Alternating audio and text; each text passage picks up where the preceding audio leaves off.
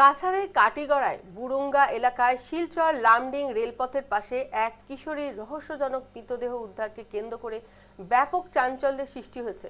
নিহত কিশোরী বৈকুণ্ঠপুর জিপি বাসিন্দা রুহসানা বেগম হিসেবে শনাক্ত করা হয়েছে। কিশোরীর মৃত্যুর প্রকৃত কারণ এখনও স্পষ্ট নয়।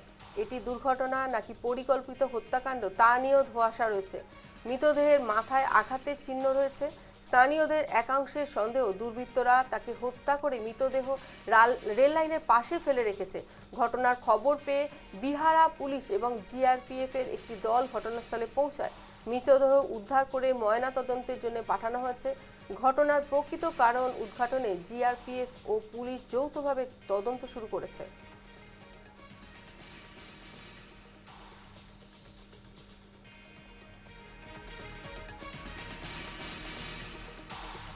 কাছাড়ের কাটিগড়ায় বুরুঙ্গা এলাকায় শিলচর লামডিং রেলপথের পাশে এক কিশোরীর রহস্যজনক মৃতদেহ উদ্ধারকে কেন্দ্র করে ব্যাপক চাঞ্চল্যের সৃষ্টি হয়েছে।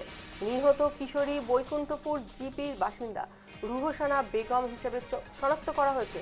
কিশোরীর মৃত্যুর প্রকৃত কারণ এখনও স্পষ্ট নয়। এইটি দুর্ঘটনা নাকি পরিকল্পিত হত্যাকাণ্ড তা নিয়েও ধোঁয়াশা রয়েছে।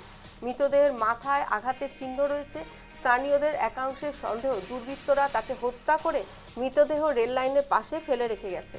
ঘটনার খবর পেয়ে বিহারা পুলিশ এবং জিআরপিএফ এর একটি দল ঘটনাস্থলে পৌঁছেছে।